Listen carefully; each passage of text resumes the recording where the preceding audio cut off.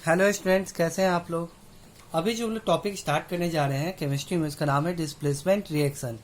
Displacement reaction किसे बोलते हैं?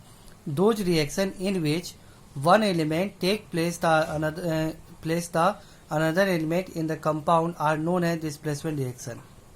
डिस्प्लेसमेंट रिएक्शन में क्या होता है कि एक एलिमेंट दूसरे एलिमेंट को डिस्प्लेस करके उसका पोजीशन ले लेता है। इस रिएक्शन को बोलते हैं क्या? Displacement reaction. जैसे कि एक्स वाई नाम का कोई कंपाउंड है, उसको जेड के साथ में हम रिएक्ट करवाते हैं तो क्या होगा? अगर Z is more reactive, if Z is more reactive than x, अगर जेड जो होता है वो एक्स से ज़्यादा रिएक्टिव है, ठीक है ना। जेड जो होता है एक्स से ज़्यादा रिएक्टिव, तो इस केस में क्या होगा? आपको जेड क्या करेगा? एक्स के पास चले जाएगा और एक्स को बाहर कर देगा। तो देखिए बन जाएगा क्या? जेड वाई और प्लस एक्स फॉर्म करेगा। कहने का मतलब ये है कि highly reactive metal, displacement reaction में हाईली रिएक्टिव मेटल क्या करता है?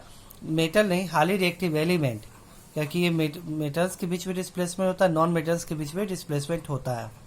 इसीलिए highly reactive element less reactive element को डिस्प्लेस कर देता है और इस रिएक्शन को हम बोलते हैं क्या? डिस्प्लेसमेंट रिएक्शन बोलते हैं। तो पहली बात है कि आपको जो होता है कुछ रिएक्टिव सीरीज जो होता है हम लोग बाद में पढ़ेंगे, लेकिन आप लोग अभी देख लीजिए आपके एस चांद बुक में पेज नंबर 119, एस चांद बुक में पेज नंबर 119 ये आपको रिएक्टिव सीरीज है। आप लोग बुक पलट के पक्का देखिएगा।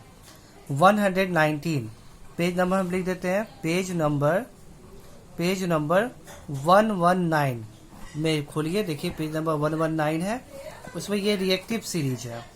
रिएक्टिव सीरीज में आपको ये रिएक्टिव सीरीज है, सारे मेटल्स है। मेटल्स में कौन किससे ज़्यादा रिएक्टिव यहाँ दिया हुआ है? सबसे ऊपर में पोटेशियम जो होता है वो हाईली रिएक्टिव होता है, उससे थोड़ा सा कम रिएक्टिव होता है सोडियम, उससे थोड़ा कम रिएक्टिव कैल्शियम, फिर मैग्नीशियम, एल्युमिनियम होता है। सबसे लेस रिएक्टिव कौन है? आपको एल्युमिनियम।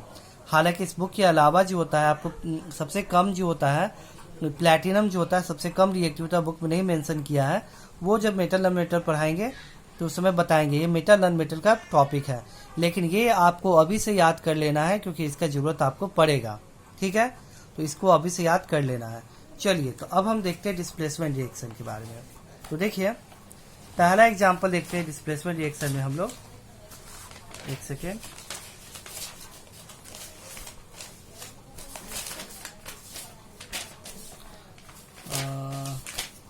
हाँ, पहला एग्जाम्पल है आपको CuSO4 plus Zn। CuSO4 plus Zn, यहाँ पे है क्या? मेटल में कॉपर, और यहाँ पे है जिंक। इस दोनों में हाईली रिएक्टिव कौन है?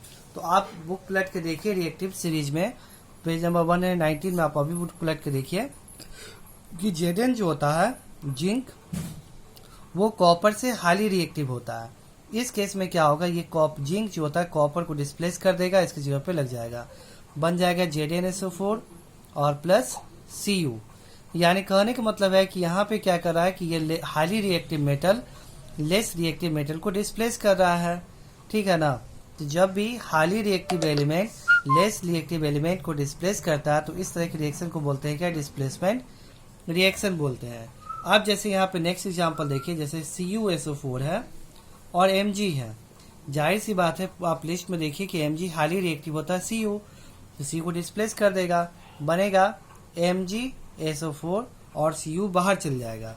अब उसके बाद देखिए जैसे कि CuSO4 है, नेक्स्ट एग्जाम्पल आपके बुक में Fe है, तो ये क्या होगा? FeSO4 और Cu। आयरन जो होता है वो कॉपर से ज़्यादा रिएक्टिव होता है, तो आयरन डिस्प्लेस कर देगा कॉपर को, और FeSO4 और Cu बन जाएगा आपको। उसके बाद देखिए यहाँ पे नेक्स्ट एग्जाम्पल है आपको CuCl2 और Pb। CuCl2 और Pb, तो यहाँ पे क्या होगा? आपको PbCl2 और यहाँ पे क्या हो जाएगा? Cu। अब यहाँ पे देखिए नेक्स्ट है AgNO3 प्लस Cu।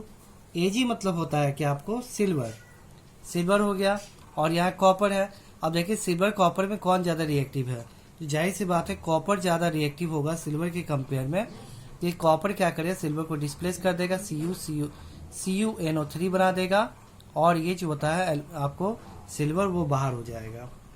ठीक है, अब उसके बाद नेक्स्ट देखिए, अब आपको Fe प्लस HCl, आप ऊपर देख रहे थे किसके, मेटल, एक मेटल दूसरे मेटल को डिस्प्लेस कर रहा था, मेटल मेटल देख रहे थे, एक मेटल यहाँ पे ऊपर में देख रहे थे, एक मेटल दूसरे मेटल को डिस्प्लेस कर रहा था। अब मेटल और ये दोनों क्या है, नॉन मेटल। तो आप बहुत सारे बच्चे समझते हैं क्या मेटल नॉन मेटल के बीच में डिस्प्लेसमेंट रिएक्शन नहीं होता है, ये मेटल और ये क्या नॉन मेटल, यहाँ पे भी डिस्प्लेसमेंट रिएक्शन होगा। यहाँ पे आयरन जो होता है वो हाइड्रोजन से ज़्यादा रिएक्टिव होता है, इस केस में हाइड्रोजन को ये बाहर निकाल देगा, FeCl2 बना देगा, FeCl2 और प्लस हाइड्रोजन गैस को बाहर निकाल देगा। ठीक है, तो ये क्या हो गया, आपका डिस्प्लेसमेंट रिएक्शन हो गया। ऐसे भी आप जानते हैं कि कोई भी अगर मेटल एसिड के साथ में रिएक्ट करता है तो हाइड्रोजन गैस आपको रिलीज करता है, 8 क्लास से पढ़े हैं। तो Fe क्या है, मेटल, और HCl क्या है, आपको एसिड है, ये दोनों आपस में रिएक्ट करेगा तो हाइड्रोजन गैस रिलीज करेगा, साथ में सॉल्ट फॉर्म करेगा। ठीक है, तो ये आपको हो गया क्या, डिस्प्लेसमेंट रिएक्शन हो गया। यानी कहने का मतलब क्या है कि हाईली रिएक्टिव मेटल क्या करता है, आपको लेस रिएक्टिव मेटल को डिस्प्लेस कर देता है, और इस तरह के रिएक्शन को बोलते हैं क्या, डिस्प्लेसमेंट रिएक्शन बोलते हैं।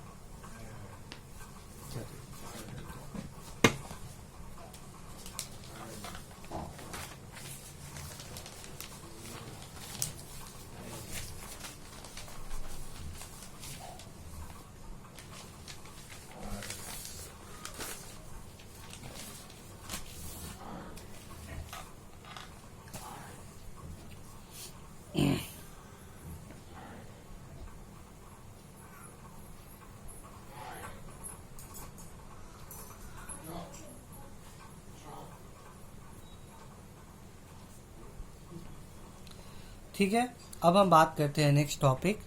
बाकी एग्जाम्पल बुक से आप लोग पढ़िएगा, और कोई भी डाउट होगा तो हम लोग पूछिएगा। अब बात करते हैं डबल डिस्प्लेसमेंट रिएक्शन। देखिए डबल डिस्प्लेसमेंट रिएक्शन क्या होता है, एकदम ध्यान समझिए। देखिए those reaction in which two compounds react by an exchange of ions to form two new compound are called double displacement reaction. Double displacement reaction यानी कहने का मतलब क्या है कि यहाँ पे डबल डिस्प्लेसमेंट रिएक्शन किसे बोलते हैं, कि सिंपली बात है जो हाईली रिएक्टिव जो होता है, हाईली रिएक्टिव मेटल वो लेस रिएक्टिव मेटल को डिस्प्लेस करता है, तो वो डिस्प्लेसमेंट रिएक्शन हो गया आपको। और डिस्प्लेसमेंट रिएक्शन मेटल और नॉन मेटल्स के बीच में भी होता है, ठीक है ना। अब हम बात करेंगे क्या आपको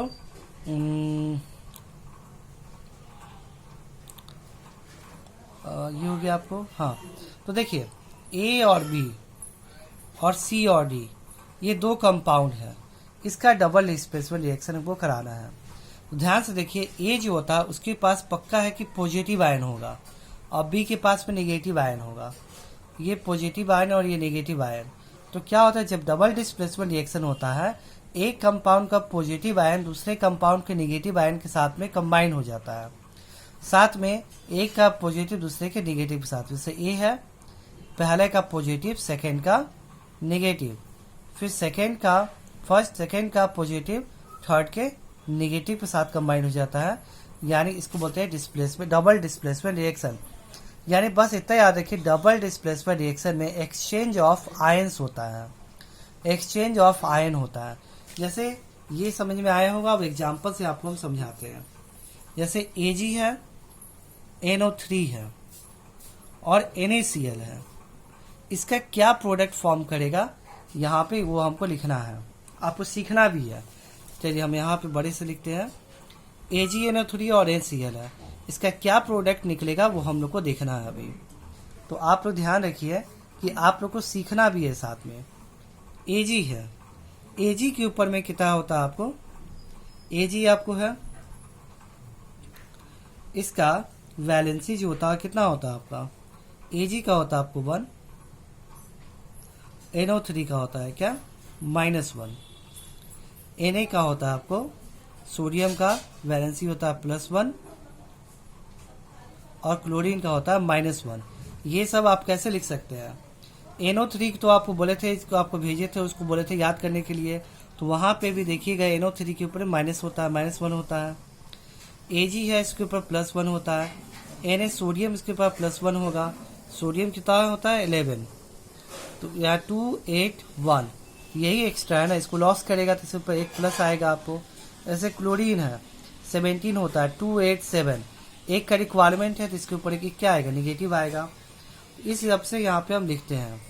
तो यहाँ पे देखिए आपको अब क्या करेंगे, ये पॉजिटिव है, इसके साथ कंबाइन हो गए नेगेटिव के साथ में, तो Ag यहाँ पे क्या होगा, देखिए AgCl हो जाएगा, AgCl हो जाएगा। और उसके बाद फिर यहाँ क्या होगा आपको, AgCl हो गया, ये दोनों कंबाइन हो गया। अब ये पॉजिटिव इस नेगेटिव साइड होगा तो NaNO3 ये आपको हो गया। ठीक है, ऐसे ही आप लोग को लिखना सीखना है। सबसे पहले तो आपको आयंस बनाना सीखना पड़ेगा। जैसे BaCl2 है, BaCl2 है और Na2SO4 है, इसका क्या आपको प्रोडक्ट होगा, अब इसको देखना है, इसका आखिर क्या प्रोडक्ट होगा। BaCl2 और Na2SO4 इसका क्या प्रोडक्ट होगा। तो पहले देखिए, हम जानते हैं क्लोरीन के ऊपर क्या होता है, -1, माइनस चार्ज होता है एक सिंगल। और Ba के ऊपर क्या होना चाहिए, आप बोले सर Ba हम नहीं जानते, Ba के ऊपर क्या होना चाहिए, आप अनुमान लगा सकते हैं।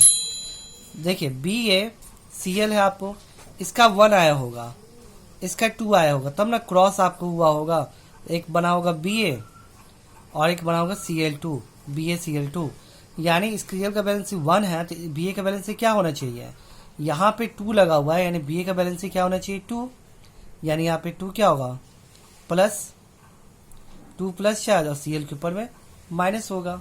ठीक है, अब यहाँ पे आते Na का ऊपर भी क्या होता है, Na का होता है प्लस होता है।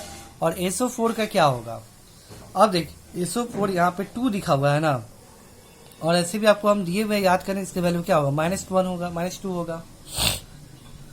तो ये पहले लिखना आपको आना चाहिए, ये चीज लिखना आना चाहिए, तभी जाके आगे आप सॉल्व कर पाइएगा, नहीं तो रट्टा मारना पड़ेगा आपको एग्जाम के लिए।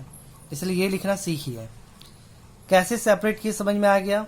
और नहीं तो Ba का वैलेंसी लिख करके तो आप कर सकते हैं, इलेक्ट्रॉनिक कॉन्फिगरेशन लिख करके आप निकाल सकते हैं। अब उसके बाद Cl का -2 पता चला है ना, कैसे लिखे हम, देखिए Cl का होता है 17 2 8 7, इसको ऑक्टेट कंप्लीट के लिए एक इलेक्ट्रॉन का रिक्वायरमेंट है, एक इलेक्ट्रॉन लेने के लिए इसका तब ऑक्टेट पूरेगा, तो इसलिए Cl के ऊपर में एक माइनस आएगा, तब ना एक इलेक्ट्रॉन, तब ना स्टेबल होगा, इसलिए यहाँ पे माइनस है आपको। अब ये हो गया। अब आयन का एक्सचेंज करेंगे, हाँ इसका पॉजिटिव इसके नेगेटिव के साथ, इसका पॉजिटिव इसके नेगेटिव के साथ, पहले इस दोनों को करते हैं। तो Ba पे 2 पावर है, Ba और SO4 लिख दिए, Ba का बैलेंस ये है 2 और SO4 का है 2, ये 2 से 2 कट गया, तो फाइनली क्या बन जाएगा, BaSO4 बन जाएगा। उसके बाद बात करते हैं इसका, यहाँ पे एक पॉजिटिव लिए Na और एक नेगेटिव लिए हम क्या, Cl। Na का बैलेंस है 1, Cl का भी 1, क्रॉस करेंगे तो क्या बन जाएगा, NaCl। BaSO4 और NaCl ये आपका क्या हो गया, प्रोडक्ट हो गया। आपको बुक पे चेक कर लीजिए, देखिए यहाँ पे BaSO4 और NaCl इसका हो गया। तो वही तोड़ करके आपको लिखने करके समझना है। और फिर देखिए एग्जाम्पल, एक और एग्जाम्पल बताते हैं, बाकी एग्जाम्पल आप लोग खुद से बना करके हमको सेंड करना है। जैसे कि नेक्स्ट है आपको BaCl2 प्लस CuSO4, इसका प्रोडक्ट क्या होगा? ये डबल डिस्प्लेसमेंट रिएक्शन है, इसका प्रोडक्ट क्या होगा? तो Ba है, Cl का वैलेंसी होता है आपको क्या? -1, और यहाँ पे 2 है यानी इसका वैलेंसी होगा क्या? +2। कॉपर का होता है क्या? Cu, कॉपर का होता है क्या? -2, इसका वैलेंसी SO4 का होता, सॉरी +2 होता है क्योंकि मेटल है तो पॉजिटिव आएगा, और C ऊपर होता है माइनस। ये हो गया। अब उसके बाद हमको एक्सचेंज ऑफ आयन करना है, इसका इसके साथ कंबाइन करना और इसको इसके साथ कंबाइन करेंगे। तो देखिए Ba हो गया और यहाँ पे क्या हो गया? SO4। Ba हो गया और यहाँ पे SO4, तो Ba का क्या होगा? 2 आएगा और SO4 का यहाँ पे क्या आएगा? 2 आएगा। तो ये दोनों कट गया, तो ये बन गया BaSO4 प्लस, अब Cu का हो गया 2, Ca का वैलेंसी क्या है? 2, और Cl का है आपको वैलेंसी 1। क्रॉस करेंगे तो क्या आएगा आपको? CuCl2 हो जाएगा। तो फाइनली इसका प्रोडक्ट क्या आएगा? BaCl2 प्लस CuSO4, इसका आएगा क्या? BaSO4 plus CuCl2। ओके, ये आपको होगा। तो आपका होमवर्क ये है कि आप लोग बाकी जो रिएक्शन है उसको खुद से आप लोग लेके आइएगा। ज़्यादा लंबा वीडियो इसलिए नहीं बना पा रहे कि नेट पैक मेरा ख़त्म है तो फिर अपलोड नहीं हो पाएगा, इसलिए आज कम देर का वीडियो बना रहे हैं, तो आज ही चैप्टर कंप्लीट हो जाता। तो यही आपका होमवर्क, इसको आप कंप्लीट कीजिएगा। आप लोग डबल डिस्प्लेसमेंट रिएक्शन समझ में आ गया होगा। एक्सचेंज ऑफ आयन को हम बोलते हैं क्या? Double displacement reaction. चलिए, थैंक यू।